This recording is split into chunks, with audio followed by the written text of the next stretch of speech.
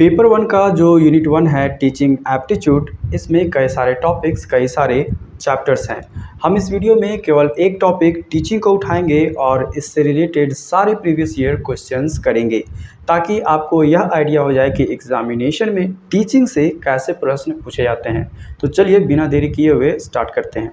Question number one जो है वो दिसंबर 2004 का क्वेश्चन है the main M of teaching is. Basically इस प्रश्न के माध्यम से यह जानने का प्रयास किया जा रहा है कि मान लीजिए कि आप एक शिक्षक हैं, आपका काम छात्रों को शिक्षण करना होता है।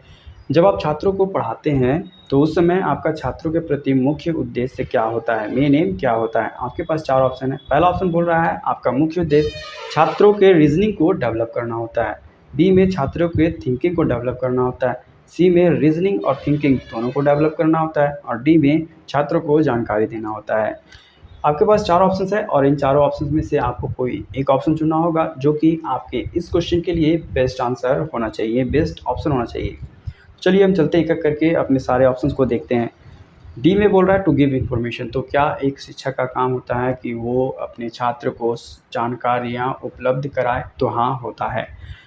तो ये हमारा ऑप्शन सही लग रहा है। ऑप्शन बी बोल रहा है टू डेवलप ओनली थिंकिंग। क्या शिक्षक का काम होता है कि वह छात्र के सोच को विकसित करे? तो हाँ, होता है। लेकिन यहाँ पे ओनली लगा हुआ है, केवल सोच को विकसित करे ये नहीं होता है, वो सोच को भी विकसित करता है। और ए में है टू डेवलप ओनली रीजनिंग। जब छात्र कुछ सोचता है तो उसके आगे की प्रक्रिया पर काम करना चाहता है और उसी आगे के जितने भी फैक्टर्स होते हैं उस प्रक्रिया में, उसको हम लोग रीजनिंग में रखते हैं। तो यहाँ पर उस आगे की प्रक्रिया पर काम करने के लिए उसे किसी की सहायता की आवश्यकता पड़ती है और वहाँ पे सहायता कौन करता है? शिक्षक। तो क्या शिक्षक का काम होता है कि छात्र के रीजनिंग को डेवलप करे? हाँ, होता है। लेकिन यहाँ पे ओनली लगा हुआ है तो केवल रीजनिंग को डेवलप करना नहीं होता है, उसके थिंकिंग को भी डेवलप करना होता है, उसे इन्फॉर्मेशन भी प्रोवाइड कराना होता है। तो हम ऐसे ऑप्शंस के साथ चलेंगे जहाँ पर हमें ज़्यादा से ज़्यादा ऑप्शंस एक साथ मिले। तो यहाँ पर ऑप्शन सी जो है वो बेस्ट हमारे लिए ऑप्शन होगा क्वेश्चन नंबर वन के लिए। तो ऑप्शन सी हमारा आंसर होगा। क्वेश्चन नंबर टू जून 2005 का क्वेश्चन है। क्वेश्चन है which one of the following is not included in the process of teaching. इसका मतलब ये है कि आपके पास चार ऑप्शन है और इन चारों ऑप्शन में से प्रोसेस ऑफ टीचिंग में कौन सा एक ऑप्शन है जो शामिल नहीं किया जा सकता है। तो यहाँ पर प्रोसेस ऑफ टीचिंग क्या है? जब भी कोई संस्था अगर एक आम आदमी को शिक्षक बनाता है तो इसका मतलब ये है कि एक आम आदमी के अंदर टीचर के सारी क्वालिटीज़ को डालता है और इसी प्रक्रिया को हम लोग प्रोसेस ऑफ टीचिंग कहते हैं। तो इनमें से कौन सा चीज़ है कि प्रोसेस ऑफ टीचिंग में शामिल नहीं किया जा सकता है? हम चलिए देखते हैं एक एक करके। ऑप्शन ए है इंस्ट्रक्शन। इंस्ट्रक्शन बेसिकली आप लोग ये नोटिस किए होंगे कि जब आप एग्जामिनेशन देते हो तो आपको कुछ इंस्ट्रक्शन मिलते हैं कि आप 3 घंटे के अंदर एग्जामिनेशन हॉल में कैलकुलेटर, इलेक्ट्रॉनिक गैजेट और रेड पेन यूज़ नहीं कर सकते हैं। तो ये क्या होता है कि 3 घंटे तक का ही काम होता है, इसके बाद आप इलेक्ट्रॉनिक गैजेट, कैलकुलेटर वगैरह यूज़ कर सकते हैं। तो ये एक शॉर्ट पीरियड का काम होता है जिसे हम लोग इंस्ट्रक्शन कहते हैं। कोई भी संस्था जब टीचर बना रही हो तो वह ये शॉर्ट पीरियड का कोई भी क्वालिटी टीचर के अंदर डालना नहीं चाहेगी। तो हमारा यही ऑप्शन हो जाएगा जो कि प्रोसेस ऑफ टीचिंग में शामिल नहीं किया जा सकता है। हमारा आंसर ऑप्शन ए हो जाएगा। हम बाकी ऑप्शंस को भी देख लेते हैं। ऑप्शन बी बोल रहा है स्टिपुलेशन। इसका मतलब ये होता है कि कोई संस्था है जो शिक्षक तैयार करता है, तो शिक्षक एक आम आदमी को शिक्षक बनने के लिए उस संस्था के सारी गाइडलाइंस, नियमों को मानना होता है। तो उसी को हम लोग स्टिपुलेशन कहते हैं। तो प्रोसेस ऑफ टीचिंग में स्टिपुलेशन आ जाएगा। ट्रेनिंग, एक आम आदमी को शिक्षक बनने के लिए ट्रेनिंग आवश्यक होती है तो ट्रेनिंग भी आ जाएगा। चेंज इन वैल्यूज़, जब कोई आम आदमी को टीचर बनाया जाता है तो उसमें टीचर के क्वालिटी डाला जाता है तो उसके वैल्यूज़ में जो पहले आदमी था उसके वैल्यूज़ में कुछ चेंजेस आते हैं, तो इसी को हम लोग चेंज इन वैल्यूज़ बोलते हैं। तो प्रोसेस ऑफ टीचिंग में डी भी आ जाएगा। तो हम ऑप्शन ए के साथ चलेंगे। हमारा ऑप्शन ए हो जाएगा जो कि प्रोसेस ऑफ टीचिंग में शामिल नहीं होगा। क्वेश्चन नंबर 3 जून 2005 का ही क्वेश्चन है। क्वेश्चन है in order to understand its student a lecture should have which of the following. Question यह पूछ रहा है कि एक शिक्षक को अपने छात्र को समझने के लिए इन चारों ऑप्शंस में से कौन से ऑप्शंस एक शिक्षक के पास होने चाहिए। पहला ऑप्शन है ए में चाइल्ड साइकोलॉजी। हमें पता है कि एक शिक्षक के पास बहुत सारे छात्र होते हैं, भिन्न भिन्न प्रकार के छात्र होते हैं। तो उन सभी छात्रों का भिन्न भिन्न प्रकार के माइंड सेट भी होता है तो सभी माइंड सेट को समझने में हमारी जो सहायता करता है वो होता है चाइल्ड साइकोलॉजी। तो एक शिक्षक के पास चाइल्ड साइकोलॉजी का नॉलेज ज्ञान होना आवश्यक होता है। तो ये ऑप्शन सही हो रहा है। बी में है indication toward understanding the children. अब ऐसा मानते हैं कि हमारे क्लास में काफ़ी सारे बच्चे हैं और काफ़ी अलग अलग माइंडसेट के बच्चे हैं, तो हमारे पास उन्हें एक ही समझ से परखा नहीं जा सकता है। तो उसके लिए हमें अलग अलग तरह के इंडिकेशन हमें मालूम होने चाहिए, अलग अलग तरह के संकेत हमें मालूम होना चाहिए, जिससे हम बच्चों को शिक्षक के तौर पर समझ सकते हैं। तो ये ऑप्शन भी सही जा रहा है कि हमारे पास सारे इंडिकेशन होना चाहिए जिससे हम बच्चों को समझ सकते हैं। सी में है opinion of the student towards the subject matter. अब ऐसा है कि कोई शिक्षक है कि जो है किसी छात्र को किसी सब्जेक्ट के ऊपर उसे अपना ओपिनियन दे सके, ऐसा गुण क्या शिक्षक में होना चाहिए? तो हाँ, बिल्कुल होना चाहिए। तो ऑप्शन सी भी हमारा सही हो रहा है। तो डी में है ऑल ऑफ चॉइसेस, मतलब इन सभी ऑप्शन के साथ हम जा सकते हैं। तो बिल्कुल हम सभी के साथ जाएंगे, तो हमारा ऑप्शन डी जो होगा वो बेस्ट आंसर होगा इस क्वेश्चन के लिए। क्वेश्चन नंबर 4 जो है वो जून 2005 का ही क्वेश्चन है, और क्वेश्चन है the practical process of imparting education is. यहाँ पर इम्पार्टिंग का मतलब होता है प्रदान करना। क्या प्रदान करना? एजुकेशन प्रदान करना। तो क्वेश्चन ये पूछ रहा है कि एजुकेशन प्रदान करने में इन चारों ऑप्शंस में से कौन सा ऑप्शन सबसे प्रैक्टिकल प्रोसेस हो सकता है? आपका जो पहला ऑप्शन है ए, वो बोल रहा है very credible, authentic and regular. Very credible का मतलब होता है विश्वसनीयता के बारे में बात कर रहा है। तो मान लीजिए कि एक क्लासरूम है, उसके अंदर शिक्षक है और बहुत सारे छात्र हैं। तो छात्र और शिक्षक के बीच में क्या विश्वसनीयता होना चाहिए? बिल्कुल होना चाहिए। ऑथेंटिक का यहाँ पर ये मतलब है कि एक क्लासरूम में शिक्षक है और छात्र हैं, तो क्या उस क्लासरूम में ऑथेंटिक शिक्षक का होना आवश्यक है? तो बिल्कुल आवश्यक है। ऑथेंटिक छात्र का भी होना आवश्यक है? बिल्कुल आवश्यक है। तो इस ऑप्शन में हम इस टर्म के साथ भी जा सकते हैं।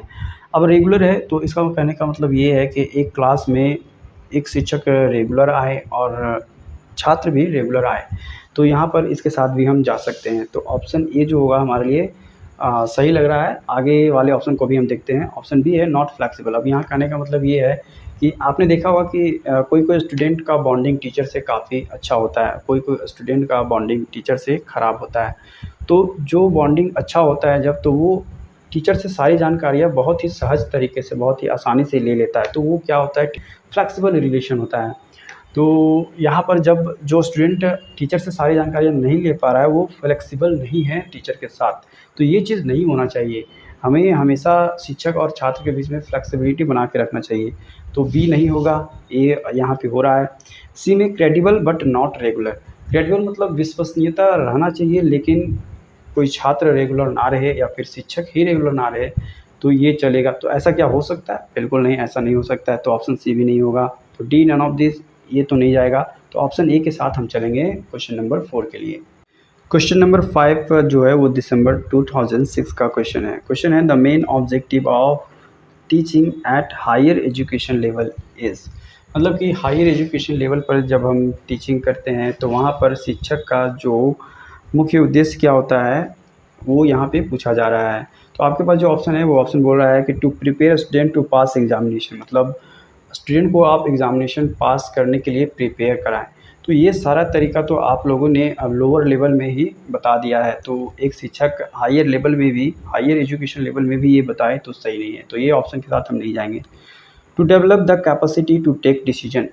अभी तक क्या होता है, लोअर लेवल में सारे जो होता है वो रटा रटाया काम चलता है, कुछ समझाया भी जाता है लेकिन सारा कुछ रटा रटाया होता है। लेकिन जब हायर लेवल ऑफ एजुकेशन में जाते हैं हम लोग, तो वहाँ पर हमें खुद का डिसीजन लेना होता है। तो यहाँ पर हम इस ऑप्शन के साथ जा सकते हैं कि शिक्षक हमें डिसीजन लेने में सक्षम बनाएं। तो इसके साथ हम जा सकते हैं। टू गिव न्यू इन्फॉर्मेशन, जानकारियाँ हमेशा न्यू होती है। तो अगर आप इस एक कक्षा में और उसके अगली कक्षा में जाएंगे तो जानकारी आपको नहीं मिलेगी ही, इसमें कोई बड़ी बात नहीं है। डी में to motivate student to ask question during lecture. आप अगर हायर लेवल में आके उसको सिखाएंगे कि आप क्वेश्चन पूछो, तो फिर आपने लोअर लेवल में क्या किया है। तो इसके साथ भी हम नहीं जाएंगे। तो यहाँ हमारे पास जो ऑप्शन बचता है वो बी होता है, जो कि हमारे क्वेश्चन 5 के लिए बढ़िया ऑप्शन है, और हम क्वेश्चन 5 के लिए ऑप्शन बी के साथ चलेंगे। क्वेश्चन नंबर 6 जो है वो जून 2006 का क्वेश्चन है। क्वेश्चन है which of the two given options is the level of understanding. Basically जो हमारे 3 लेवल होते हैं टीचिंग का, तो पहला लेवल होता है मेमोरी लेवल, दूसरा लेवल होता है अंडरस्टैंडिंग लेवल और तीसरा लेवल होता है रिफ्लेक्टिव लेवल। अब यहाँ पे हमारे पास 2 ऑप्शन है, डिफाइन नॉन और define non in your own word. अपने शब्दों में डिफाइन करना है या फिर सिंपली जैसा है वैसा डिफाइन कर देना है। तो मेमोरी लेवल में बेसिकली क्या होता है कि वहाँ पर रटने वाला काम होता है, रट्टा रटाने वाला काम होता है। तो अगर आप लोग डिफाइन नॉन करेंगे, आपके पास जो बुक में है उसी को डिफाइन कर देंगे, तो ये रटा रटाने वाला काम हो गया और ये मेमोरी लेवल में आ जाता है। यहाँ पर अंडरस्टैंडिंग लेवल के बारे में हमको पूछ रहा है, तो अंडरस्टैंडिंग लेवल में होता है कि आपको समझना है और उस पर रिएक्ट करना है, उसके रिप्रेजेंट करना है अपनी तरफ से, तो ये अंडरस्टैंडिंग लेवल में होता है। और define non in your one word, अपने शब्दों में व्याख्या करना है। इसका मतलब ये होता है कि आप समझ चुके हैं और अपने तरीके से बताएं। तो हम इसके साथ जाना पसंद करेंगे, ये 2 के साथ। तो ये 2 हमारा जो है बी ऑप्शन में दिया गया है, तो हमारा बी जो होगा वो 6 के लिए होगा और हम 6 के लिए बी के साथ चलेंगे। क्वेश्चन नंबर 7 जो है वो दिसंबर 2008 में पूछा गया है। क्वेश्चन है according to Swami Vivekananda teacher success depends on. Question पूछ रहा है कि स्वामी विवेकानंद के अनुसार टीचर का जो सक्सेस है वो इन चारों ऑप्शन में से किसके ऊपर निर्भर करता है। तो ऑप्शन ए है his renunciation of personal gain and service to other.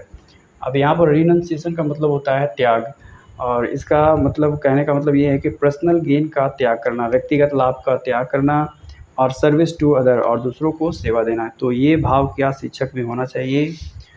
दूसरा है his professional training and creativity. अब ऐसा मानते हैं कि जितना भी शिक्षक बनने के लिए गए हुए हैं तो सबको बराबर मात्रा में क्रिएटिविटी और प्रोफेशनल ट्रेनिंग दिया जाता है, तो इसमें किसी के साथ कोई कमी नहीं होता है। तो चलिए, हमारे पास ये भी पॉजिटिव है और ये थोड़ा सा है कि ये सबको दिया जाता है, तो इस पर उतना निर्भर नहीं करेगा। अब सी में है his concentration on his work and duties with a spirit of obedience to God. अब यहाँ पर ये कहने का मतलब है कि भगवान के प्रति समर्पित रहकर अपने काम और कर्तव्य के प्रति कॉन्सेंट्रेट रहना। अब इसका सीधा सीधा मतलब ये है कि आप भगवान के प्रति पूरी तरह से समर्पित रहें और काम को भी देखें। तो चलिए ठीक है, ये भी ठीक है, लेकिन भक्ति और तपस्या 2 अलग चीज़ होता है। तो या तो आप भगवान के प्रति पूरी तरह से समर्पित हो जाए या फिर अपने काम के प्रति पूरी तरह से समर्पित हो जाएं।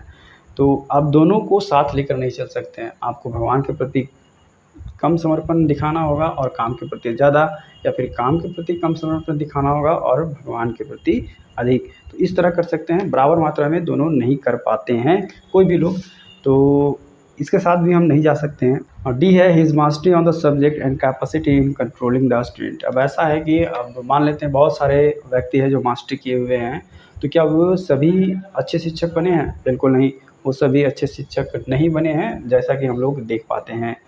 और बोल रहा है कि capacity in controlling the student, मतलब कि आपके पास क्षमता है कि आप किसी भी प्रकार से स्टूडेंट को कंट्रोल कर सकते हैं। तो इससे भी आपका जो सक्सेस रेट है टीचर के तौर पर वो गिरेगा, वो उठेगा नहीं। तो यहाँ पर हम डी के साथ भी नहीं चलना पसंद करेंगे।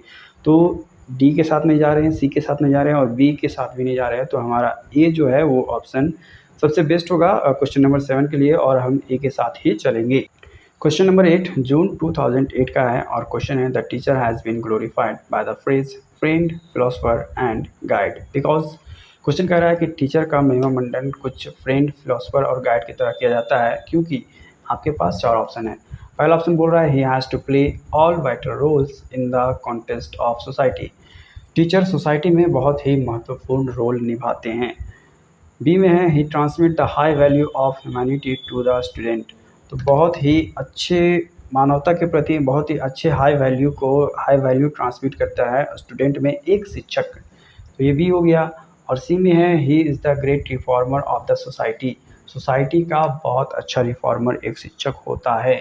और डी में है he is a great patriot, मतलब शिक्षक एक महान देशभक्त होता है। तो बात यहाँ पर शिक्षक की हो रही है, तो शिक्षक तभी है जब छात्र है। तो सबसे पहले जो रिलेशन होगा शिक्षक के साथ वो छात्र का होगा, उसके बाद वो सोसाइटी और देशभक्त ये सारे के ऊपर जाएंगे। ठीक है, तो सबसे पहले हम इसका रिलेशन स्टूडेंट के साथ जाएंगे, तो इसके अकॉर्डिंग हमारा जो बी ऑप्शन है वो बोल रहा है he transmit the high value of humanity to student, और यही ऑप्शन के साथ हम चलेंगे क्वेश्चन नंबर 8 के लिए। क्वेश्चन नंबर 9 जून 2011 का क्वेश्चन है। क्वेश्चन कह रहा है those teachers are populars among students who, वो टीचर बहुत ज़्यादा पॉपुलर होते हैं स्टूडेंट के बीच में जो, आपके पास 4 ऑप्शन है। ऑप्शन ए बोल रहा है डेवलप इंटीमेसी विद देम, मतलब कि छात्रों के बीच में अच्छे संबंध बना के रखता है, वो ज़्यादा पॉपुलर होते हैं। B help them solve their problems, वो छात्रों को मदद करते हैं उनके प्रॉब्लम्स को सॉल्व करने के लिए। सी अवार्ड गुड ग्रेड्स, अच्छे ग्रेड से उन्हें नवाजा जाता है, जो कि ये तो बिल्कुल नहीं होना चाहिए। आप शिक्षक का काम है पढ़ाना, अच्छे ग्रेड लाना स्टूडेंट का खुद का काम है।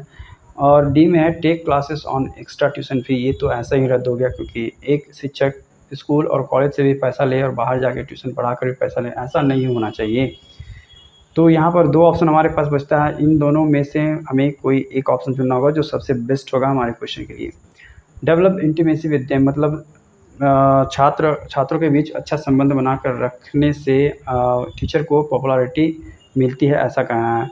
तो ऐसा कहना है तो ठीक है, लेकिन ऐसा होना नहीं चाहिए। आप उसके प्रॉब्लम में सॉल्व करें, तो अगर उनके प्रॉब्लम सॉल्व होते हैं तो वो आपके लिए प्रिय हो जाएंगे और आप भी उनके लिए प्रिय हो जाएंगे। तो यहाँ पर हम बी के साथ चलेंगे क्वेश्चन नंबर 9 के लिए। क्वेश्चन नंबर 10 जो है वो जून 2011 का क्वेश्चन है। क्वेश्चन कह रहा है for maintaining an effective discipline in the class the teacher should, question basically यह कहना चाह रहा है कि क्लास के अंदर इफेक्टिव डिसिप्लिन को मेंटेन रखने के लिए, निरंतर बनाए रखने के लिए एक टीचर को क्या करना चाहिए। आपके पास 4 ऑप्शन है। पहला ऑप्शन बोल रहा है एम कि allow students to do what they like, मतलब स्टूडेंट जो भी चाहे उसे करने के लिए अलाउ कर देना चाहिए। तो ये नहीं किया जा सकता है और इस कारण से हम ऑप्शन ए के साथ नहीं चलेंगे। ऑप्शन बी बोल रहा है deal with the students strictly, मतलब एक शिक्षक को छात्र के साथ कठोरता से पेश आना चाहिए। कठोरता से पेश आना एक शिक्षक का क्वालिटी नहीं होता है, तो इस कारण से हम बी के साथ नहीं चलेंगे। क्योंकि अगर एक शिक्षक छात्र के साथ स्ट्रिक्टली पेश आए तो in the presence of teacher छात्र चुपचाप रहेंगे, लेकिन जैसे ही शिक्षक वहाँ से चले जाएंगे छात्र फिर से अपने अनुशासनहीनता का परिचय देने लगेंगे। तो इस कारण से हम बी के साथ भी नहीं चलेंगे। ऑप्शन सी बोल रहा है give the student some problem to solve, मतलब स्टूडेंट को कुछ प्रॉब्लम दे दीजिए और वो सॉल्व करेंगे, वो बिजी हो जाएंगे और वो फिर अनुशासनहीनता वाले कार्य नहीं करेंगे। तो हाँ, ये कुछ देर के लिए संभव है, लेकिन जैसे ही ये प्रॉब्लम और सॉल्यूशन का सेशन खत्म हो जाएगा और फिर से अनुशासनहीनता का परिचय देने लगेंगे। तो इस कारण से हम ऑप्शन सी के साथ भी नहीं चलेंगे। डी में बोल रहा है deal with them politely and formally, मतलब कि आप जो है स्टूडेंट के साथ बहुत ही नम्रता और दृढ़तापूर्वक से पेश आएँ और उन्हें समझाएं कि इनडिसिप्लिन रहने से क्या हानि है और डिसिप्लिन में रहने से क्या लाभ हैं इन फ्यूचर। तो हो सकता है कि वो ज़्यादा अच्छे तरीके से समझे, उन पे ज़्यादा प्रभाव पड़े और इस कारण से वो डिसिप्लिन को समझे और डिसिप्लिन को अपनाएं। तो इस कारण से हम ऑप्शन डी के साथ चलेंगे, ये बेस्ट आंसर होगा, बेस्ट ऑप्शन होगा। और क्वेश्चन नंबर 10 के लिए हम ऑप्शन डी के साथ चलेंगे। क्वेश्चन नंबर 11 जो है वो जून 2012 का क्वेश्चन है। क्वेश्चन है dynamic approach to teaching means, आप लोगों ने कभी ना कभी 2 वर्ड्स को सुना होगा, स्टैटिक और डायनामिक। स्टैटिक का मतलब होता है स्थिर, वहीं पर डायनामिक का मतलब होता है अस्थिर। तो यहाँ पर एक ऐसा अप्रोच जो कि अस्थिर हो और इसका टीचिंग में क्या मतलब होता है ये आपको बताना है। आपके पास 4 ऑप्शन है। पहला ऑप्शन बोल रहा है teaching should be forceful and effective, मतलब कि जो शिक्षण है, जो पढ़ाना चाहिए वो फोर्सफुली पढ़ाना चाहिए और प्रभावशाली तरीके से पढ़ाना चाहिए। तो प्रभावशाली तरीके से पढ़ाना चाहिए ये ठीक है, लेकिन फोर्सफुली ज़बरदस्ती का पढ़ाई अच्छी बात नहीं होती है। टीचर का गुण नहीं होता है, क्वालिटी नहीं होता है कि वो ज़बरदस्ती का पढ़ाई किसी स्टूडेंट से करवाए। तो इस कारण से हम लोग ऑप्शन ए के साथ नहीं चलेंगे। ऑप्शन बी बोल रहा है teacher should be energetic and dynamic, मतलब टीचर जो है वो ऊर्जावान होना चाहिए, टीचर में काफ़ी ऊर्जा होना चाहिए, और डायनामिक मतलब इरेगुलर, अस्थिर होना चाहिए। तो क्या एक टीचर अस्थिर होना चाहिए? बिल्कुल नहीं। एनर्जेटिक होने चाहिए लेकिन अस्थिर नहीं होना चाहिए। ये वही काम हो गया कि एक पागल है तो पागल अस्थिर है उसका मस्तिष्क और वो ऊर्जावान भी होते हैं पागल लोग, तो उसको तो टीचर नहीं बनाया जा सकता। तो इस कारण से हम ऑप्शन बी के साथ नहीं चलेंगे। यहाँ पर है option see the topics of teaching should not be static but dynamic, मतलब जो भी हम टीचिंग कर रहे हैं, जो भी टॉपिक पढ़ा रहे हैं, वो स्टैटिक स्थिर नहीं होना चाहिए, डायनामिक मतलब टॉपिक बार-बार बदलते रहना चाहिए।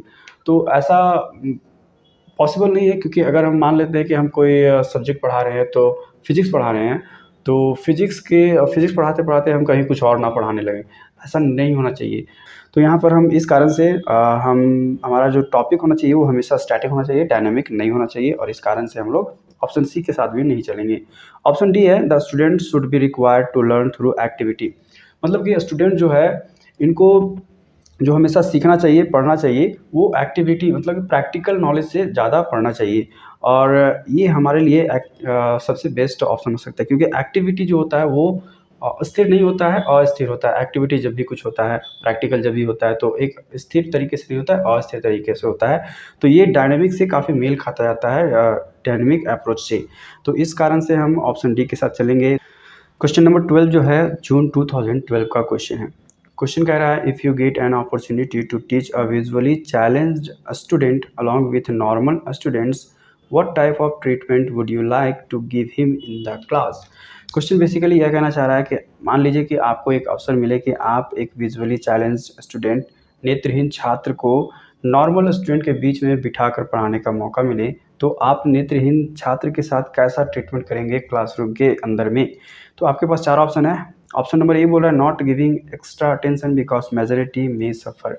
इसका मतलब ये है कि आप नेत्रहीन छात्र को एक्स्ट्रा अटेंशन नहीं देंगे। अगर आप देते हैं तो बाकी जो नॉर्मल छात्र हैं वो क्लासरूम के अंदर में अच्छा अनुभव नहीं करेंगे, और इस कारण से उनका पढ़ाई जो है वो बाधित हो सकता है, वो डिस्टर्ब हो सकते हैं। तो इस कारण से हम एक्स्ट्रा अटेंशन नहीं दे सकते हैं, क्योंकि अगर अटेंशन देना ठीक है, लेकिन एक्स्ट्रा अटेंशन अगर देते हैं तो हाँ, बाकी सब छात्रों को दिक्कत होगा, तकलीफ़ होगा। तो इस कारण से हम ऑप्शन ए के साथ नहीं चलेंगे। ऑप्शन बी जो कह रहा है वो है take care of him sympathetically in the classroom. मतलब आप जो है उससे काफ़ी संवेदना रखेंगे, आप क्लासरूम के अंदर में काफ़ी उसे सिम्पैथी रखेंगे। तो कहने का मतलब ये है कि एक क्लासरूम के अंदर शिक्षक जो है वो शिक्षण के लिए आता है, पढ़ाने के लिए आता है, सिम्पैथी क्रिएट करने के लिए नहीं जाता है। तो आप क्लासरूम के बाहर किसी से सिम्पैथी रख सकते हैं, लेकिन क्लासरूम के अंदर में नहीं रख सकते हैं, और इसी कारण से हम ऑप्शन बी के साथ भी नहीं चलेंगे। ऑप्शन सी बोल रहा है कि you will think that blindness. Option C बोल रहा है you will think that blindness is his destiny and hence you can not do anything.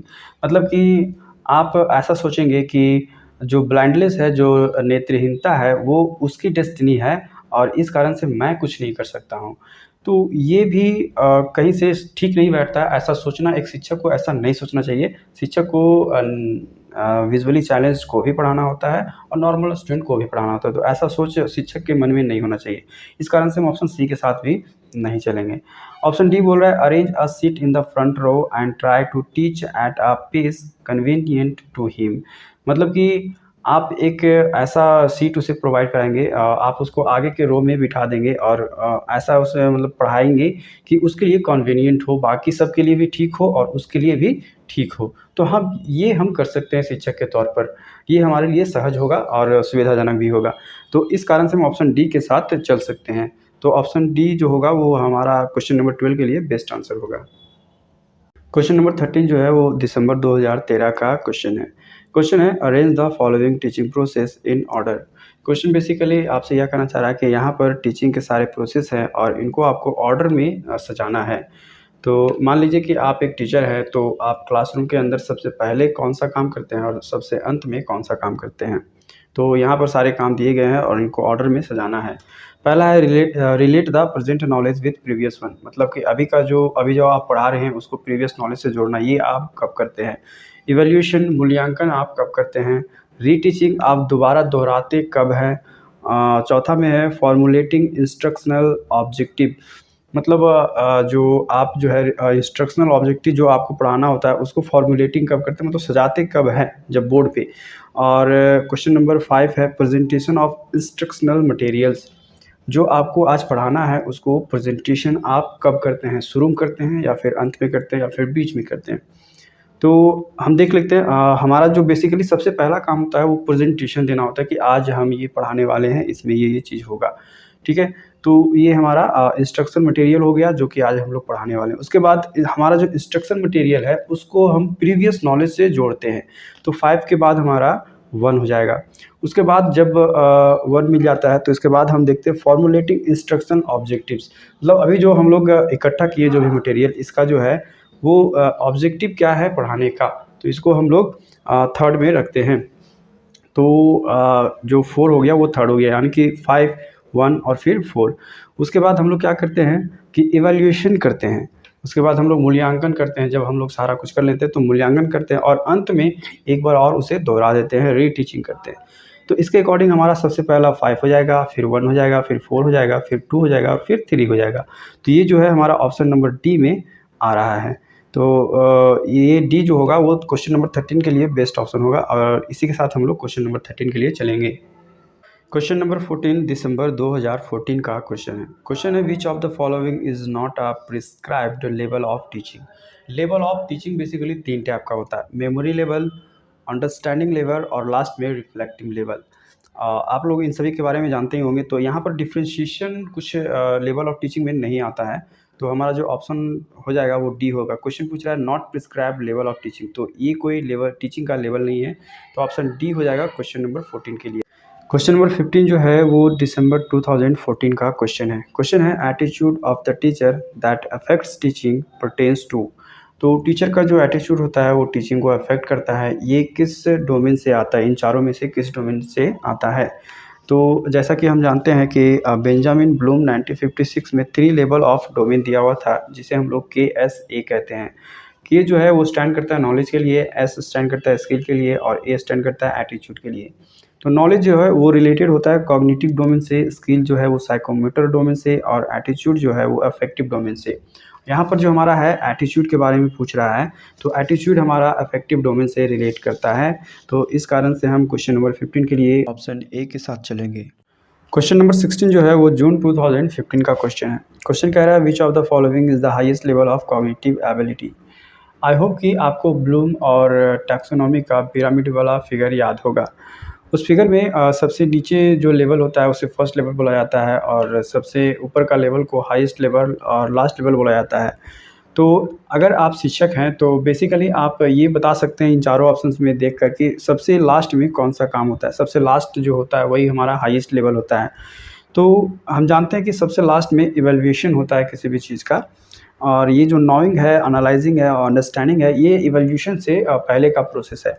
तो हाईएस्ट लेवल यानी कि लास्ट लेवल पूछ रहा है तो हमारा इवैल्यूएटिंग ही होगा। ऑप्शन नंबर डी के साथ चलेंगे हम क्वेश्चन नंबर 16 के लिए।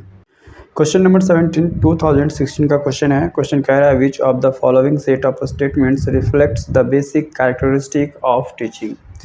क्वेश्चन कह रहा है कि आपके पास 6 स्टेटमेंट्स है और 4 ऑप्शंस है। तो 4 ऑप्शंस में जो है वो 3-3 स्टेटमेंट्स को इंक्लूड किया गया है। तो इनमें से बोल रहा है वह 3 स्टेटमेंट्स कौन सा होगा जो आपके बेसिक कैरेक्टरिस्टिक ऑफ टीचिंग को बढ़िया तरीके से डिफाइन करेंगे, रिफ्लेक्ट करेंगे। तो ऐसे क्वेश्चन में हम क्या करते हैं कि हमारे पास चूँकि यहाँ पर 6 स्टेटमेंट्स है तो सभी को देख पाना थोड़ा सा पॉसिबल नहीं होता है, तो हम यहाँ पर नेगलेक्ट करने का काम करते हैं। कौन सा ऑप्शन को हम यहाँ से नेगलेक्ट कर सकते हैं, तो देख लेते हैं एक एक करके। जैसे कि यहाँ पर ऑप्शन 1 में है teaching is same as training. अब टीचिंग और ट्रेनिंग क्या सेम होता है।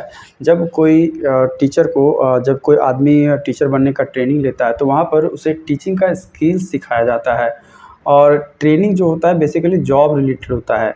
और वहीं पर अगर हम टीचिंग देखें तो टीचिंग से क्या होता है, कोई स्किल्स सिखाना नहीं होता है। टीचिंग मतलब एजुकेशन देना होता है, शिक्षा देना होता है, ज्ञान देना होता है। तो टीचिंग और ट्रेनिंग यहाँ पर सेम नहीं है। तो जहाँ जहाँ पे ऑप्शंस में 1 होगा वो ऑप्शन के साथ हम नहीं चलेंगे। तो यहाँ पर हम देख पा रहे हैं कि हमारा जो है ए में 1 है और डी में 1 है, तो ए और डी को हम यहाँ से छाट लेते हैं और तो हमारा बचा सी और बी। अब नेक्स्ट हम चलते हैं, कोई और देखते हैं क्या कोई और छट सकता है। तो आप देख पा रहे होंगे कि यहाँ पर 5 नंबर में है, कह रहा टीचिंग मीन्स गिविंग इन्फॉर्मेशन। हमने क्वेश्चन नंबर 1 में देखा है कि टीचिंग का मतलब इन्फॉर्मेशन देना ही सिर्फ नहीं होता है। टीचिंग का मतलब यह भी होता है कि स्टूडेंट के थिंकिंग को डेवलप करना, रीजनिंग को डेवलप करना और इन्फॉर्मेशन भी देना होता है। तो सिर्फ यहाँ पे लिखा हुआ है टीचिंग मीन्स गिविंग इन्फॉर्मेशन, जानकारी देना ही टीचिंग का मतलब होता है, ऐसा बोल रहा है ऑप्शन जो यहाँ पे 5 दिया हुआ है। तो ये भी हमारे लिए नहीं होगा। तो जहाँ पे 5 होगा ऑप्शंस में उसके साथ भी हम नहीं जाएंगे। तो यहाँ पर देख पा रहे हैं कि चूँकि मेरा ए और डी तो पहले से छटा हुआ है, तो सी और बी बचा हुआ है। तो सी में 5 है तो इसके साथ हम नहीं जाएंगे, तो बी के साथ हम जाएंगे। तो अब हमारा जो बी होगा 17 नंबर क्वेश्चन के लिए हम ऑप्शन बी के साथ चलेंगे। क्वेश्चन नंबर 18 नवंबर 2017 का क्वेश्चन है। यह क्वेश्चन भी बिल्कुल क्वेश्चन नंबर 17 की तरह ही बनेगा। हम यहाँ भी नेगलेक्ट करने का प्रयास करेंगे। यहाँ भी उसी टाइप का क्वेश्चन दिया हुआ है और हमें कोड दिया हुआ है और इन कोड में 3-3 स्टेटमेंट्स, 3-3 ऑप्शंस दिए हुए हैं। तो हमें ये पता करना है कि इस क्वेश्चन के लिए सबसे बेस्ट जो है कोड कौन होगा, कौन 3 स्टेटमेंट्स होंगे। क्वेश्चन कह रहा है which of the following set of statements best represents the nature and objective of teaching and learning.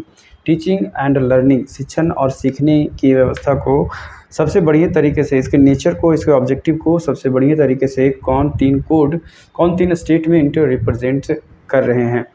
तो हम देख लेते हैं। यहाँ पर सबसे पहले हम देखते हैं ऑप्शन सी को। मैं अपनी तरफ से देख रहा हूँ कि सी जो है वो बोला teaching implies learning whereas learning does not imply teaching. इसका कहने का मतलब ये है कि जब भी कोई टीचर टीचिंग करता है तो उसके लिए एक लर्नर का होना आवश्यक है, कोई सीखने वाला होना आवश्यक है। तो क्या ये सही है? हाँ सही है। जब तक शिक्षक के सामने छात्र नहीं होगा तब तक वो पढ़ाएगा नहीं, जब तक कोई सामने सीखने वाला नहीं होगा। तो उसके बाद बोला whereas learning does not imply teaching. तो यहाँ पूछ रहा है कि क्या लर्निंग जो होता है, मतलब जो सीखा जाता है, कोई छात्र सीखता है, क्या बिना टीचिंग के माध्यम से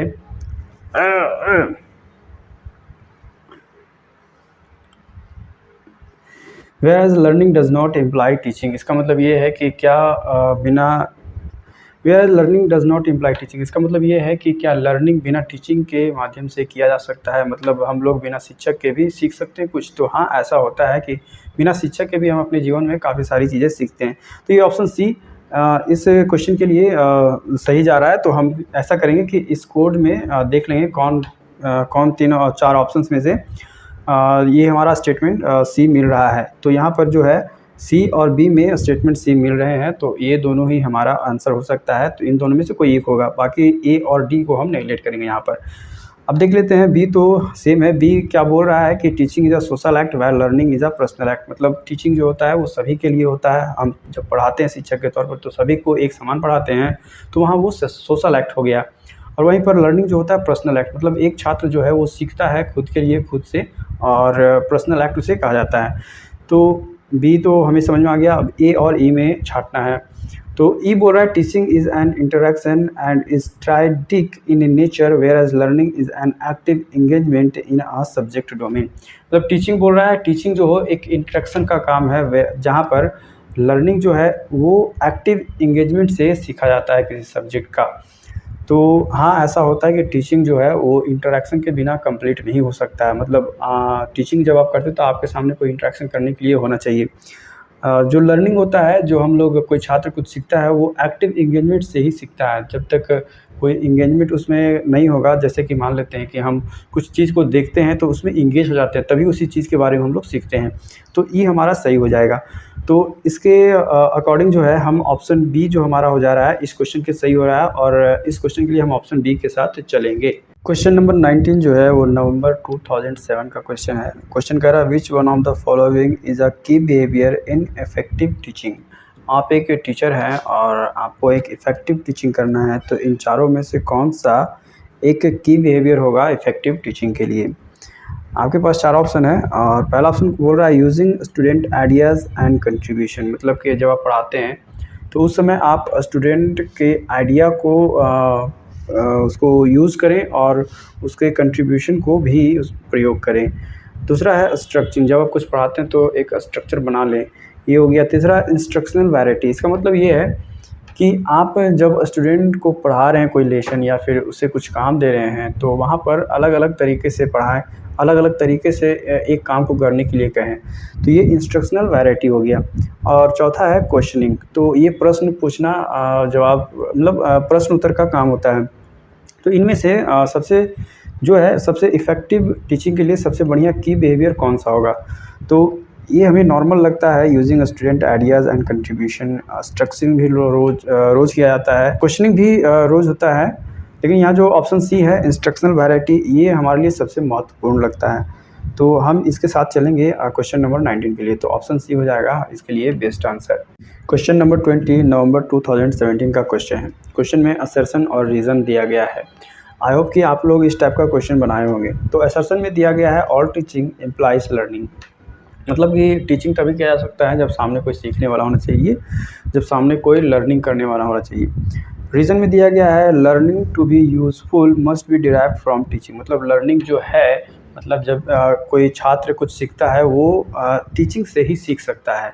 तो क्या ऐसा है? हमने अभी के पिछले क्वेश्चन में देख चुके हैं कि लर्निंग जो सीखा जाता है वो टीचिंग से भी हो सकता है और सेल्फ से भी हो सकता है, हम खुद से भी कुछ सीख सकते हैं। तो यहाँ पर हमारा जो है असर्शन तो सही है लेकिन रीज़न सही नहीं है, तो असर्शन के साथ हम चलेंगे और रीज़न के साथ नहीं चलेंगे।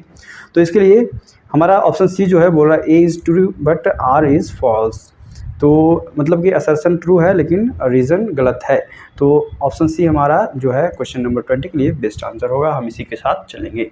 क्वेश्चन नंबर 21 दिसंबर 2018 का क्वेश्चन है। क्वेश्चन पूछ रहा है which one of the following is incorrectly matched between the proponent and the theory of education advocated by him.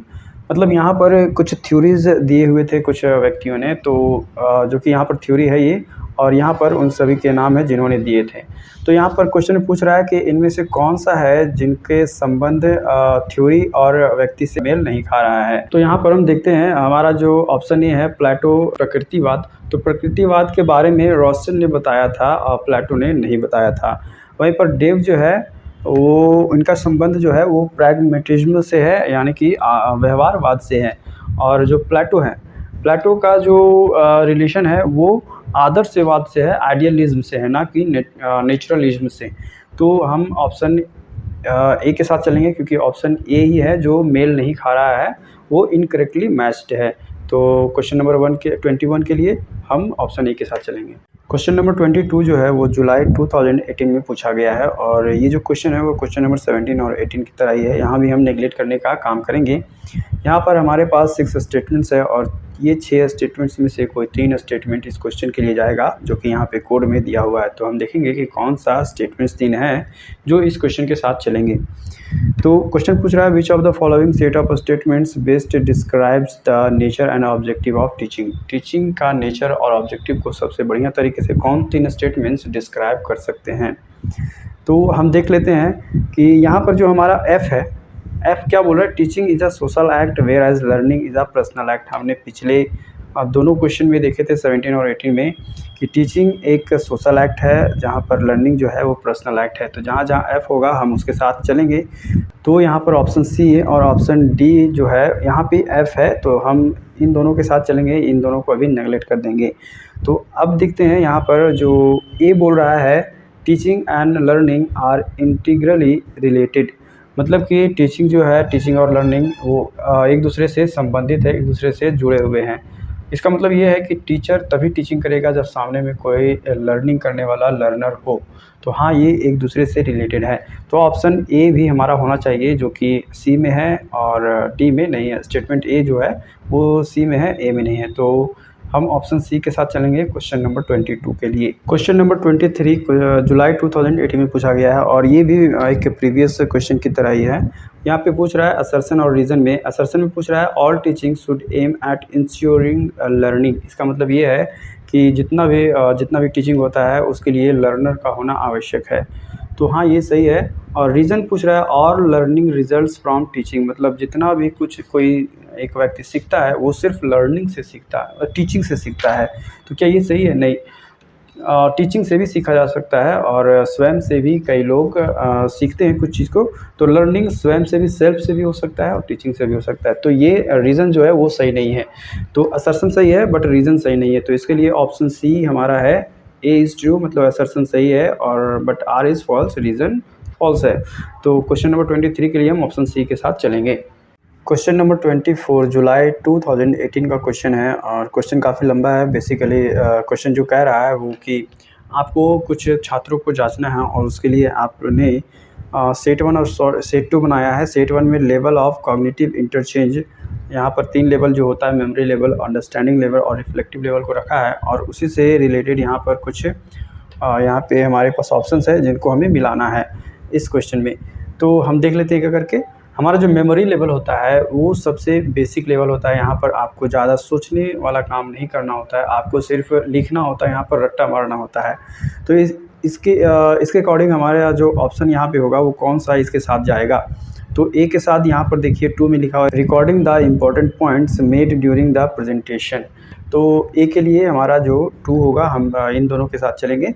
और बी बोल रहा है अंडरस्टैंडिंग लेवल। अंडरस्टैंडिंग लेवल में क्या होता है, थोड़ा सा ज़्यादा सोचना होता है, समझना होता है और हो सकता है आपको कुछ बोलना पड़े या फिर लिखना पड़े, आपको रिप्रेजेंट करना पड़ सकता है। तो यहाँ पर हम बी के साथ जो है वो 1 के साथ चलेंगे बी के लिए, क्योंकि बी 1 में बोल रहा है giving opportunity for discriminating examples and non examples of point. तो बी के लिए हम 1 के साथ चलेंगे। सी बोल रहा है रिफ्लेक्टिव लेवल। अब यहाँ पर क्या होता है कि कुछ ब्रॉड काम करना होता है, जैसे कि आपको कुछ प्रॉब्लम टीचर के साथ काम करते हैं तो आपको खुद से कुछ प्रॉब्लम को अराइज करना है और खुद से उस प्रॉब्लम को सॉल्व भी करना है मिलजुल कर। तो यहाँ पर इसे हम critically analysing the point to be made and discussed में रख सकते हैं। तो सी के लिए जो होगा वो 4 के साथ हम चलेंगे। तो जो ए के लिए है 2, बी के लिए है 1 और सी के लिए है 4। तो ए के लिए 2, बी के लिए 1 और सी के लिए 4। तो हम क्वेश्चन नंबर 24 के लिए ऑप्शन सी के साथ चलेंगे। क्वेश्चन नंबर 25 जुलाई 2018 का क्वेश्चन है। क्वेश्चन में पूछ रहा है education is a powerful instrument of, मतलब कि एजुकेशन जो शिक्षा होता है किसी व्यक्ति को, वो व्यक्ति क्या क्या कर सकता है, क्या वह सोशल ट्रांसफॉर्मेशन कर सकता है। एक शिक्षित व्यक्ति सोशल ट्रांसफॉर्मेशन कर सकता है, पर्सनल ट्रांसफॉर्मेशन व्यक्तिगत ट्रांसफॉर्मेशन भी कर सकता है और एक शिक्षित व्यक्ति कल्चरल ट्रांसफॉर्मेशन भी कर सकता है। तो हम क्वेश्चन नंबर 25 के लिए डी के साथ चलेंगे, ऑल ऑफ द अबव के साथ चलेंगे। क्वेश्चन नंबर 26 जून 2019 का है और क्वेश्चन पूछ रहा है कौन of experience related to teaching learning was suggested by, मतलब टीचिंग और लर्निंग से एक कौन ऑफ एक्सपीरियंस है जो कि सजेस्ट किया गया था इन चारों में से किसके द्वारा। तो इसका जो आंसर होगा वो होगा डी, एडगर डेल। तो एडगर डेल थे, उन्होंने कौन ऑफ एक्सपीरियंस को सजेस्ट किया था। क्वेश्चन नंबर 27 जो है वो जून 2019 का क्वेश्चन है। इस क्वेश्चन में 2 सेट दिए गए हैं। सेट 1 में लेवल ऑफ लर्निंग है जो कि अकॉर्डिंग टू ब्लूम्स टैक्सोनॉमी है और सेट 2 में इसी लेवल ऑफ लर्निंग्स का एग्जांपल है। हमें यहाँ पर क्या करना है कि यहाँ पर लेवल ऑफ लर्निंग्स के उसके एग्जांपल से रिलेट करना है, जोड़ना है और उसके अकॉर्डिंग हमें ऑप्शन चुनना है। तो सेट ए में सबसे पहला जो ए है उसमें मेमोरी लेवल है और मेमोरी लेवल हम जानते हैं कि सबसे बेसिक लेवल होता है और यहाँ पर रटाने वाला काम होता है, सबसे कम सोचने वाला काम होता है। तो यहाँ इसके अकॉर्डिंग हम देखते हैं कि जो यहाँ पे 3 है और इसमें क्या लिखा हुआ है रिकॉलिंग इन्फॉर्मेशन। इसका मतलब होता है कि रिकॉल करते रहना इन्फॉर्मेशन को, जानकारी को हमेशा याद करते रहना। तो ये जो है हमारा मेमोरी लेवल के साथ जाएगा। तो हम यहाँ पर ऑप्शन में देखेंगे किस ऑप्शन में हमारा ए 3 के साथ मैच हो रहा है। तो ए जो है वो 3 के साथ ऑप्शन डी में मैच कर रहा है। तो अब हमें और कुछ भी देखने की आवश्यकता नहीं है, हम ऑप्शन डी के साथ जा सकते हैं 27 नंबर क्वेश्चन के लिए। तो हमारा आंसर डी होगा। लेकिन अगर हम यहाँ पर कुछ और देख लें तो कोई दिक्कत नहीं है। अंडरस्टैंडिंग लेवल होता है कि यहाँ पर अब हमें कुछ सोचना, कुछ समझना होता है और कुछ काम करना होता है। तो इसके अकॉर्डिंग जो होगा वो हमारा बी हो जाएगा, identify examples of a given concept. उसके बाद हमारा एनालाइजिंग लेवल है, यहाँ पे थोड़ा सा ज़्यादा काम करना होता है। यहाँ पर प्रॉब्लम को अराइज करना पड़ता है, उसी प्रॉब्लम को सॉल्व करना होता है। तो एक टीम है उसमें आपको प्रॉब्लम अराइज भी करना है और प्रॉब्लम सॉल्व भी करना है। तो इसके अकॉर्डिंग हम यहाँ पे जाएंगे आइसोलेटिंग इन्फॉर्मेशन इनटू पार्ट्स, मतलब अलग अलग पार्ट्स में आइसोलेट करना, डिवाइड करना है और उसके बाद उसका आंसर ढूंढना है। उसके बाद है डी में क्रिएटिंग लेवल। अब यहाँ पे ये है कि आप जो है यहाँ से क्रिएट करेंगे, राइट। जब आप एनालाइज कर लेंगे तो यहाँ से क्रिएटिंग लेवल हो जाता है और यहाँ से आप कुछ नए आइडियाज़ को जनरेट कर सकते हैं। तो अब हम जा सकते हैं ऑप्शन डी के साथ क्वेश्चन नंबर 27 के लिए। क्वेश्चन नंबर 28 जून 2019 का क्वेश्चन है। यहाँ पर कह रहा है क्वेश्चन की a teacher gives lot of positive and negative examples to support his her presentation in the classroom. This will be related to which level of teaching. तो यहाँ पे बोल रहा है कि एक टीचर है जो कि एक लड़का हो या लड़की छात्र के प्रेजेंटेशन के ऊपर क्लासरूम में पॉजिटिव और नेगेटिव एग्जांपल्स दे रहे हैं, तो ये किस लेवल ऑफ टीचिंग में आ जाएंगी। तो यहाँ पर हमारे पास हम जो जानते हैं वो तीन लेवल ऑफ जानते हैं टीचिंग का, लर्निंग का। मेमोरी लेवल, अंडरस्टैंडिंग लेवल और रिफ्लेक्टिव लेवल। मेमोरी लेवल में क्या होता है, यहाँ पर सिर्फ रटाने वाला काम होता है, तो आपको वो पॉजिटिव नेगेटिव एग्जांपल्स दे के देना यहाँ पे कोई काम नहीं होता है। यहाँ पे सिर्फ कुछ दे देना और शिक्षक का काम होता है और छात्र का काम उसको रट लेना होता है और उसको बार बार रिकॉल करना होता है। अंडरस्टैंडिंग लेवल में होता है कि आपको यहाँ पर समझना होता है और आपको समझाने के लिए टीचर आपको पॉजिटिव और नेगेटिव एग्जांपल्स क्लासरूम के अंदर में दे सकते हैं। तो हमारा आंसर यही हो जाएगा अंडरस्टैंडिंग लेवल, क्योंकि रिफ्लेक्टिव लेवल जो होता है वो इसके आगे का काम होता है। यहाँ पर टीचर और स्टूडेंट मिल के काम करते हैं, कोई क्वेश्चन अराइज होता है, प्रॉब्लम अराइज होता है, उस प्रॉब्लम को सॉल्व करते हैं। तो हमारा जो ऑप्शन सी है अंडरस्टैंडिंग लेवल, वो हमारा आंसर होगा क्वेश्चन नंबर 28 के लिए। क्वेश्चन नंबर 29 जो है जून 2019 का क्वेश्चन है और इस क्वेश्चन में पूछ रहा है which of the following statements explains the concepts of inclusive teaching. अब यहाँ पर हम ऐसा मान सकते हैं कि कंसेप्ट ऑफ इंक्लूसिव टीचिंग का मतलब ये है कि सभी प्रकार के छात्रों को समान मात्रा में समान अधिकार से शिक्षा प्राप्त हो, ऐसा हम कह सकते हैं इंक्लूसिव टीचिंग का मतलब। तो यहाँ पर कौन सा ऑप्शन है जो इसके साथ जाएगा। ऑप्शन ए कह रहा है teacher facilitates the learning of the gifted student. यहाँ पर गिफ्टेड स्टूडेंट को ही टीचर पढ़ाएगा, ऐसा ऑप्शन ए का कहना है। गिफ्टेड स्टूडेंट्स का मतलब आप लोग जानते ही होंगे कि ऐसा स्टूडेंट जो पढ़ने लिखने में काफ़ी तेज होता है, तो ऐसा नहीं होना चाहिए। तो इस कारण से हम लोग ऑप्शन ए के साथ नहीं चलेंगे। ऑप्शन बी बोल रहा है teacher facilitates the learning of the weak student, मतलब कमज़ोर स्टूडेंट को ही टीचर सिर्फ पढ़ाएगा, तो ऐसा भी नहीं हो सकता है। सी में है teacher takes support of parents of the students to make them learn, मतलब बच्चों को सिखाने के लिए टीचर जो है वो उसके अभिभावकों का सहायता लेना पड़ेगा एक शिक्षक को, ऐसा हमारा ऑप्शन सी कह रहा है। तो आप शिक्षक है, आप खुद से सिखाएंगे, आपको किसी की सहायता लेने की आवश्यकता नहीं है, तो इस कारण से हम ऑप्शन सी के साथ भी नहीं चलेंगे। तो ऑप्शन डी बोल रहा है teacher makes the students of different background to learn together in the same class, मतलब कि ऐसे बहुत सारे छात्र हैं जो अलग अलग बैकग्राउंड से आते हैं, उन सभी को एक समान अधिकार के साथ कक्षा में बिठाना है और एक समान अधिकार के साथ शिक्षा को ग्रहण करना है और सीखना है। तो हाँ, ये होता है और ये होना चाहिए। तो इस कारण से हम क्वेश्चन नंबर 29 के लिए ऑप्शन डी के साथ चलेंगे। क्वेश्चन नंबर 30 जो है वो जून 2019 का क्वेश्चन है और क्वेश्चन कह रहा है which among of the following basis can be contact to जज द इफेक्टिवनेस ऑफ टीचिंग। इसका मतलब ये है कि आपको जज करना है इफेक्टिवनेस ऑफ टीचिंग को, प्रभावशाली टीचिंग को। तो आपके पास यहाँ पे 5 ऑप्शन है, तो इनमें से आप किन किन चीज़ों को देखकर इफेक्टिवनेस टीचिंग को जज कर सकते हैं। तो पहला जो ऑप्शन है वो है बोल रहा है marks obtained by student in overall subjects. क्या आप मार्क्स देखकर भी इफेक्टिवनेस टीचिंग को आप जज कर सकते हैं। हो सकता है कि कोई ज़्यादा पढ़ने में अच्छा हो, मार्क्स अच्छा ना ला पाया हो, कोई पढ़ने में कम हो और अधिक मार्क्स ले आया हो, ऐसा भी कभी कभी हमें देखने को मिलता है, तो हम इस ऑप्शन के साथ नहीं चलेंगे।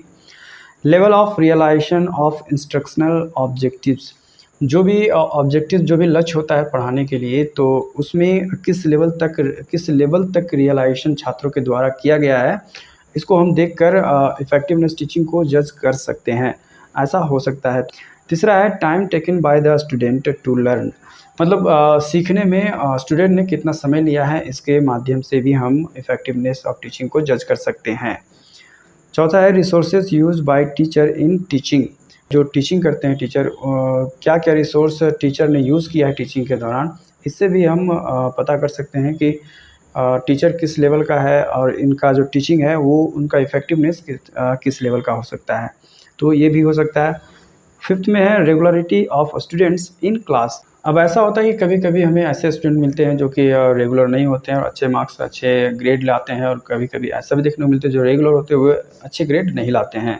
और इतिहास में भी हमें कभी बहुत बार ऐसा देखने को मिला है कि जो स्कूल ही नहीं गए वो बड़े थ्योरी को क्रिएट किए हैं, थ्योरी को जन्म दिए हैं, तो हम इसके साथ भी नहीं चलेंगे, तो हम 2, 3 और 4 के साथ चलेंगे। तो 2, 3, 4 ऑप्शन नंबर डी में है और क्वेश्चन नंबर 30 के लिए ऑप्शन नंबर डी के साथ हम लोग चलेंगे। क्वेश्चन नंबर 31 जो है वो जून 2019 का क्वेश्चन है और क्वेश्चन में पूछ रहा है कि विच of the following statements best explains the concept of team teaching. Team teaching के बारे में इन चारों ऑप्शन में से कौन सा ऑप्शन सबसे बढ़िया तरीके से एक्सप्लेन कर सकता है, कर रहा है। तो हम देख लेते हैं एक एक करके ऑप्शन। ऑप्शन ए बोल रहा है मोर देन 2 टीचर टीच, एक से अधिक टीचर पढ़ाते हैं, इसको कॉन्सेप्ट ऑफ टीम टीचिंग कहेंगे। आगे चलते हैं। Be more than 2 teacher plan and teach together the same class, मतलब 2 से अधिक टीचर प्लान बनाएं और एक ही क्लास में साथ में पढ़ाएं। तो ऐसा हमने कभी नहीं देखा है कि एक साथ बहुत सारे टीचर हम लोगों को पढ़ाए हों एक ही क्लास में, सेम घंटी में, या फिर हम लोग कभी भी ऐसा नहीं किए हैं कि सेम घंटे में एक ही क्लास में बहुत सारे टीचर जाके पढ़ा रहे हों। तो इस ऑप्शन को तो डेफिनेटली हम लोग नहीं लेके चलेंगे। सी में मोर देन 2 टीचर प्लान, 2 से अधिक टीचर प्लान करें और टीच द सेम क्लास, एक ही क्लास को पढ़ाएं एज़ पर देयर एक्सपर्टीज़, मतलब जिसमें उनको अच्छा पकड़ है, जिसमें उनकी एक्सपर्टीज़ है, उन चीज़ों को वो पढ़ाएं सेम क्लास में, तो ये चलेगा। ऑप्शन सी हमें लेके चल रहे हैं। ऑप्शन डी कह रहा है a team of teachers who are ready and available to teach student, ये भी ठीक है, लेकिन ऑप्शन सी को हम लेके चलेंगे, ये सबसे बेस्ट लग रहा है। मोर देन 2 टीचर प्लान, 2 से अधिक टीचर प्लान करते हैं और टीच करते हैं सेम क्लास को एज़ पर देयर एक्सपर्टीज़। तो क्वेश्चन नंबर 31 के लिए ऑप्शन नंबर सी के साथ हम लोग चलेंगे।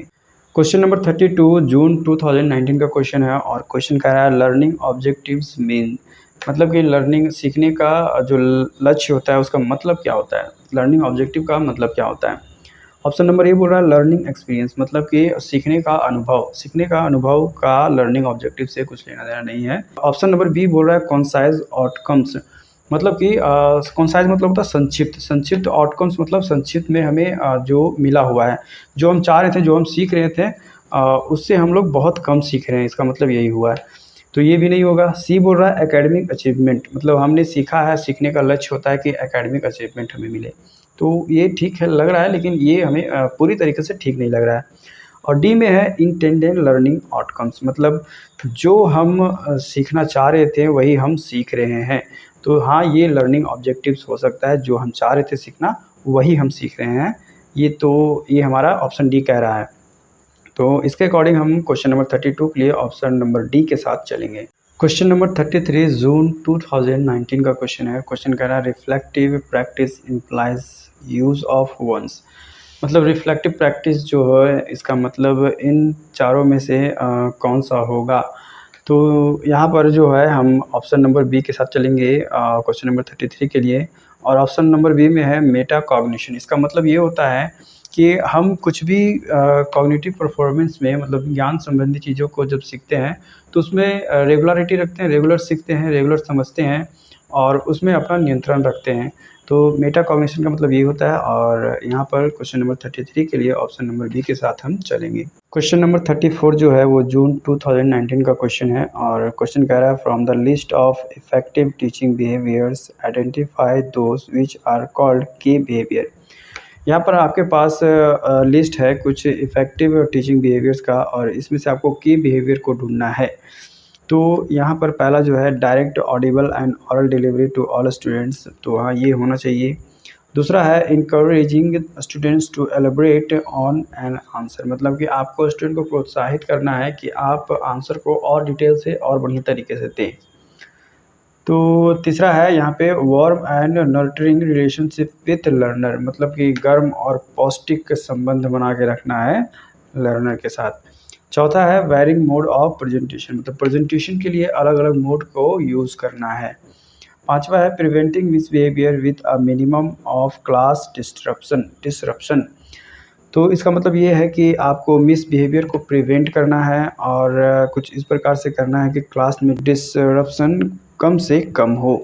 और 6 में है organising what is to come and summarising what has gone before, मतलब जो आने वाला है उसको ऑर्गेनाइज करना है और जो जा चुका है उसे समराइज करना है। तो यहाँ पर जो है हमारा आंसर होगा 1 direct audible and oral delivery to all student, और फिर हो जाएगा 4 वेरिंग मोड ऑफ प्रेजेंटेशन, और फिर हो जाएगा 5 preventing misbehaviour with a minimum of class disruption. तो हम यहाँ पर इसके लिए ऑप्शन ए के साथ चलेंगे क्वेश्चन नंबर 34 के लिए। क्वेश्चन नंबर 35 जो है वो जून 2019 का क्वेश्चन है, और क्वेश्चन कह रहा है इंक्लूसिव एजुकेशन इम्प्लाइज, मतलब कि समावेशी शिक्षा में का मतलब क्या होता है।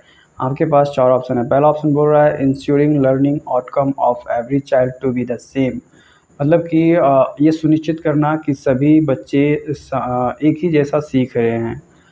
बी में है including the disabled in the main stream, मतलब डिसेबल्ड मतलब वो हो गया जो अपंग होते हैं वैसे छात्रों को मेन स्ट्रीम में लाना। सी में है provides compulsory education for children below 14 years, 14 साल के नीचे बच्चों को प्रोवाइड करना, कंपलसरी एजुकेशन कर देना। ऑप्शन डी बोल रहा है ensuring that no child is left behind in education, मतलब कोई भी बच्चे जो है वो शिक्षा से वंचित ना रहे यह सुनिश्चित करना। तो इंक्लूसिव एजुकेशन समावेशी शिक्षा के लिए हम ऑप्शन डी के साथ चलेंगे। क्वेश्चन नंबर 36 है student centric classroom is meant for, मतलब कि ऐसा क्लासरूम जहां पर स्टूडेंट सेंटर में हो उसी के ऊपर सारा काम किया जाए, तो इसका मतलब क्या है। यह क्वेश्चन 2019 में पूछा गया है। यहाँ पर क्या करना है, स्टूडेंट को सेंटर में रखना है और उसी के ऊपर काम करना है। तो यहाँ पर ऑप्शन नंबर ए बोल रहा है एड्रेसिंग द इंडिविजुअल डिफरेंस, मतलब या एड्रेस करना या पता करना कि जो हर एक स्टूडेंट है उसका सभी स्टूडेंट के बीच में डिफरेंस क्या है। इसका मतलब ये हो सकता है कि कौन सा स्टूडेंट किस चीज़ में सबसे ज़्यादा इंटरेस्ट लेता है।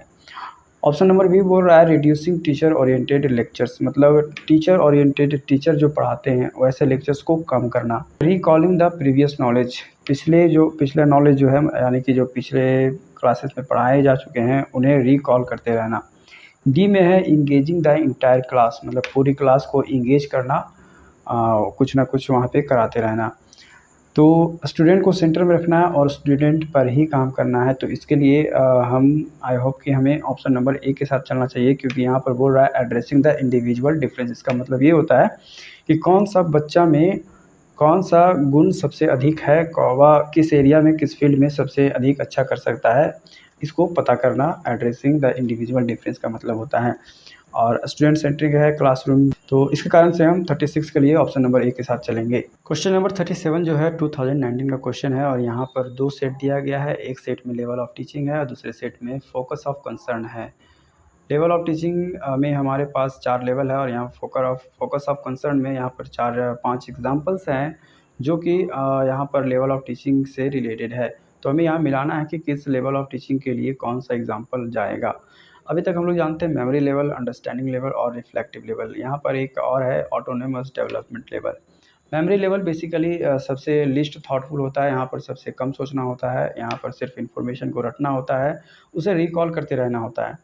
तो इस कारण से हम इसके यहाँ पे 3 पे है recall of facts and information, और हम इसी के साथ चलेंगे। यहाँ पर कह रहा है कि इन्फॉर्मेशन और फैक्ट्स को रिकॉल करते रहना होता है, तो बी के लिए 3 हो गया। तो यहाँ पर हम ढूंढेंगे कौन से ऑप्शन में बी के लिए 3 है, तो ऑप्शन नंबर सी में ही सिर्फ बी के लिए 3 है, तो ऑप्शन यही हमारा सही होगा। और को हम लोग देख लेते हैं। हमारा नेक्स्ट लेवल जो है अंडरस्टैंडिंग लेवल, उसमें क्या होता है कि हमें कुछ यहाँ पर समझ को बढ़ाना होता है, कुछ ज़्यादा समझना होता है, कुछ प्रेजेंटेशन देना होता है, कुछ यहाँ पर relationship among the fact and their examples के बीच में, फैक्ट्स और एग्जांपल्स के बीच में रिलेशनशिप बनाना होता है। उसके बाद रिफ्लेक्टिव लेवल है। यहाँ पर जैसा कि हम लोगों ने अभी तक पीछे जाना हुआ है कि यहाँ पर हम लोग प्रॉब्लम राइज करते हैं और प्रॉब्लम को सॉल्व करते हैं टीम बनाकर, तो ये हो गया। और ऑटोनोमस डेवलपमेंट में होता है कि स्टूडेंट सेंट्रिक वर्क होता है यहाँ पर, तो यहाँ पर इफेक्ट और फीलिंग आ जाएगा। तो अब हमारा जो है ऑप्शन सी वो 37 के लिए हो जाएगा, और हम ऑप्शन सी के साथ चलेंगे। क्वेश्चन नंबर 38 2019 का क्वेश्चन है, और इस क्वेश्चन में कह रहा है in which level of teaching lower level learning outcomes get focused, मतलब जो लेवल ऑफ टीचिंग है इसमें सबसे लोअर लेवल क्या होता है। तो हम जानते हैं सबसे लोवेस्ट लेवल होता है मेमोरी लेवल, उसके बाद अंडरस्टैंडिंग लेवल, उसके बाद रिफ्लेक्टिव लेवल, उसके बाद ऑटोनोमस डेवलपमेंट लेवल। तो हमारा आंसर ए हो जाएगा, और हम क्वेश्चन नंबर 38 के लिए ए के साथ चलेंगे। क्वेश्चन नंबर 39 जो है वो दिसंबर 2019 का क्वेश्चन है, और क्वेश्चन कह रहा है which of the following is a key to effective teaching behaviour. Effective teaching behaviour का इन चारों में से कौन सा एक की हो सकता है? तो ऑप्शन नंबर ए बोल रहा है teacher mediated dialogue which help learner restructure what is being learn. मतलब कि टीचर जो है वो मध्यस्थता करेगा एक डायलॉग का, जिससे लर्नर्स को यह मदद मिलेगा कि वह अपना जो उन्होंने सीखा हुआ है पीछे वो रीस्ट्रक्चर कर सके। बी में है eliciting clarification of answer given by student. शिक्षक जो है वो क्लैरिफिकेशन मांगेगा, अगर कोई स्टूडेंट कोई आंसर देता है तो उसके ऊपर और भी क्लैरिफिकेशन मांगे। सी में है soliciting additional information about a response of student. Student जो कुछ भी रिस्पॉन्स देता है किसी इन्फॉर्मेशन के लिए, तो उसके बारे में कुछ एडिशनल इन्फॉर्मेशन मांगने का जो काम करते हैं शिक्षक, ये बोल रहा है। ऑप्शन डी बोल रहा है प्रमोटिंग लो एरर रेट, मतलब कम से कम एरर रेट प्रमोट करना। इसका मतलब ये self esteem and positive attitude, मतलब कि उनका आत्मविश्वास बढ़ सके और उनमें पॉजिटिव एटीट्यूड आ सके। तो यहाँ पर हम जो चलेंगे वो ऑप्शन ए के साथ चलेंगे 39 क्वेश्चन के लिए, जो कि कह रहा है कि टीचर जो है मीडिएट करेगा एक डायलॉग को, जिससे स्टूडेंट को यह सहायता प्राप्त होगी कि वह अपना आप रीस्ट्रक्चर कर सके उन्होंने जो कुछ भी पढ़ा है। क्वेश्चन नंबर 40 जो है वो कह रहा है which of the following statement differentiate teaching from learning. मतलब टीचिंग और लर्निंग को दोनों को अलग अलग करती है, इनमें से कौन सा स्टेटमेंट है जो दोनों को अलग अलग कर देती है, टीचिंग और लर्निंग को। यह क्वेश्चन दिसंबर 2019 में पूछा गया है और हमारे पास जो ऑप्शन है वो ऑप्शन है कि ए में कह रहा है कि teaching is a social act while learning is a personal act. तो टीचिंग एक सोशल एक्ट है और लर्निंग एक पर्सनल एक्ट है। हाँ, तो ये ठीक है, इस ऑप्शन के साथ हम जा सकते हैं। यहाँ बोला टीचिंग इम्प्लाइज लर्निंग, तो ये अलग नहीं कर रहा है, ये एक साथ बता रहा है, टीचिंग और लर्निंग एक साथ आ रहे हैं, यहाँ पर हमें अलग करना है। सी में है teaching is like selling while learning is like buying, तो अलग अलग करना है। तो हाँ, टीचिंग जो है वो सेलिंग की तरह है, हम कुछ भी बोलते हैं क्लासरूम में तो हम मान लेते हैं कि उसे सेल करते हैं, तो स्टूडेंट क्या करते हैं उसे लेते हैं, यानी कि बाय करते हैं। तो इसके कारण से हम सी के साथ चल सकते हैं। डी में है teaching can occur without learning take place. तो टीचिंग जो है वो बिना लर्निंग, मतलब सामने कोई सीखने वाला होना चाहिए तभी टीचिंग होता है, टीचिंग बिना सामने सीखने वाला के नहीं हो सकता है। तो डी के साथ हम नहीं चलेंगे। ई में बोल रहा है in teaching influence is directed toward learning and learner while in learning it is usually toward one self. मतलब कह रहा है टीचिंग जो है वो इन्फ्लुएंस होता है जो कि लर्नर के अगर सामने कोई लर्नर होगा तो ही टीचिंग हो सकता है, इसका कहने का मतलब ये है। और जबकि लर्निंग जो होता है, जो सीखता है कोई भी आदमी, वो खुद से सीखता है, वो मे बी कि टीचिंग से सीखता हो लेकिन खुद से अधिक सीखता है। तो ई के साथ भी जा सकते हैं। तो हमारा आंसर ए, सी और ई है। तो इस कारण से ए सी ई ऑप्शन ए जो है हमारा क्वेश्चन नंबर 40 के लिए ऑप्शन ई के साथ हम चलेंगे। क्वेश्चन नंबर 41 दिसंबर 2019 का क्वेश्चन है और क्वेश्चन कह रहा है which among the following is not a component of effective teaching. इनमें से कौन सा है जो इफेक्टिव टीचिंग का कंपोनेंट नहीं है। ए में बोल रहा है questioning to check for the understanding of students. B में है providing student with feedback. C में है being flexible about how long it takes to learn. और डी में है reactive mode of students behaviour. तो यहाँ पर हमें सारा कुछ ठीक ला रहा है। Questioning to check for understanding student, student कितना समझ रहा है, तो इसके लिए हम लोग उससे कुछ क्वेश्चन करते हैं, चेक करते हैं कि कितना समझ रहा है कितना नहीं समझ रहा है। तो ये ठीक है। Be providing students with feedback, तो मतलब हम यहाँ पे फीडबैक कुछ लेते हैं स्टूडेंट्स का, ताकि वो हमें समझ में आए कि वो क्या हो रहा है क्या नहीं हो रहा है क्लासरूम के अंदर, कितना समझ रहा है बच्चा लोग। सी में है being flexible about how long it takes to learn, मतलब हम इतना फ्लेक्सिबल हो जाएं कि उसको समय दे सकें कि वो जब तक ना समझे तब तक उनको हम छात्र को समझाएं। और चौथा है reactive mode of students behaviour, तो हम इसके साथ ही चलेंगे, जो कि एक कंपोनेंट नहीं होगा इफेक्टिव टीचिंग का। क्वेश्चन नंबर 42 दिसंबर 2019 का क्वेश्चन है और क्वेश्चन कह रहा है the basic requirements for organising teaching at reflective level deal with. हम लोगों ने अभी तक मेमोरी लेवल, अंडरस्टैंडिंग लेवल और रिफ्लेक्टिव लेवल देखा है। तो रिफ्लेक्टिव लेवल में क्या था, रिफ्लेक्टिव लेवल में क्वेश्चन अराइज होते थे, प्रॉब्लम अराइज होते थे और प्रॉब्लम सॉल्व होते थे। तो ये हमारा रिफ्लेक्टिव लेवल का काम था। तो यहाँ पर ऑप्शन बी में है helping explore and explain problems and their solution bye student. तो इसके अकॉर्डिंग हम क्वेश्चन नंबर 42 के लिए ऑप्शन बी के साथ चलेंगे। क्वेश्चन नंबर 43 जो है वो दिसंबर 2019 का क्वेश्चन है और क्वेश्चन बोल रहा है for encouraging learning to learn the emphasis on which of the following would be most appropriate. यहाँ पर लर्निंग टू लर्न का कहने का मतलब ये है कि मान लीजिए कि शिक्षक ने आपको कुछ सिखाया और आप फिर किसी और को कुछ सिखा सकते हैं, तो ये प्रोसेस लर्निंग टू लर्न कहलाता है। तो इसके लिए हमारा जो है इन चारों में से कौन सा मोस्ट अप्रोप्रिएट होगा लर्निंग टू लर्न को सुनिश्चित करने के लिए। तो यहाँ पर ऑप्शन बी जो है वो कह रहा है organising teaching to increase opportunity for transfer of learning. मतलब कि ऐसा टीचिंग को ऑर्गेनाइज करते हैं जहाँ से लर्निंग को ट्रांसफ़र किया जाए, मतलब कि अगर किसी ने कुछ सीखा है तो वो फिर से किसी और को सिखा सके, ऐसा ऑर्गेनाइजिंग किया जाए टीचिंग का। तो इस कारण से हमारा ऑप्शन बी जो है वो सही होगा क्वेश्चन नंबर 43 के लिए। क्वेश्चन नंबर 44 है जो कि दिसंबर 2019 का क्वेश्चन है और क्वेश्चन कह रहा है the emphasis in memory level teaching is one which of the following. यहाँ पर मेमोरी लेवल टीचिंग का बोला जा रहा है और मेमोरी लेवल टीचिंग के बारे में हम जानते हैं यहाँ कुछ ज़्यादा सोचने समझने वाला काम नहीं होता है, बस रट्टा रटाने वाला काम होता है, रिकॉल वाला काम होता है। तो हम यहाँ पे जो सबसे ईजी होगा उसी के साथ चलेंगे। तो organisation of thought and ideas, seeing relationship among fact. यहाँ पर जो है हमें सोचने का काम करना पड़ रहा है, समझने का काम करना है, रिलेशनशिप बिठाना है, तो ये नहीं होगा। Systematic presentation to enable quick reproduction, मतलब ऐसा है कि यहाँ पर जो है वो कह रहा है कि हम लोग कुछ इस प्रकार से कि हम लोग क्विक रिप्रोडक्शन मतलब रिकॉल कर सकें जो कुछ भी हम पढ़े हैं, कुछ ऐसा ही है। डी है क्रिटिकल थिंकिंग। क्रिटिकल थिंकिंग हमारा जो होता है वो रिफ्लेक्टिव लेवल में होता है। Mastery of concept sequencing of fact, fact को सीक्वेंसिंग करना, जो भी चीज़ फैक्ट जो भी हमें पढ़ाया गया उसे सीक्वेंस में रखना, तो ये भी ठीक है, एक छोटा मोटा काम है। एफ है segregating one feature from another feature, मतलब कि एक फीचर से दूसरे फीचर को सेग्रीगेट करना, तो ये भी हायर लेवल का काम है। तो हम ए के साथ चलेंगे, सी के साथ चलेंगे और ई के साथ चलेंगे और हमारा ए सी ई है बी में। तो क्वेश्चन नंबर 44 के लिए हम ऑप्शन बी के साथ चलेंगे। क्वेश्चन नंबर 45 जो कि नवंबर 2021 में पूछा गया है और इसमें क्वेश्चन है in which level of teaching seeing of relationship is promoted as an objective. तो जैसा कि हम जानते हैं, हम मेमोरी लेवल के बारे में जानते हैं, अंडरस्टैंडिंग लेवल, रिफ्लेक्टिव लेवल और ऑटोनोमस डेवलपमेंट लेवल के बारे में जानते हैं। मेमोरी लेवल हमारा बेसिक लेवल होता है जहाँ पर कुछ सोचने समझने वाला काम नहीं होता है, सिर्फ रटा रटाने वाला काम होता है, रिकॉल करने वाला काम होता है। अंडरस्टैंडिंग लेवल में हम रिलेशनशिप बनाते हैं, रिफ्लेक्टिव लेवल में हम क्वेश्चन अराइज करते हैं और सॉल्यूशन निकालते हैं।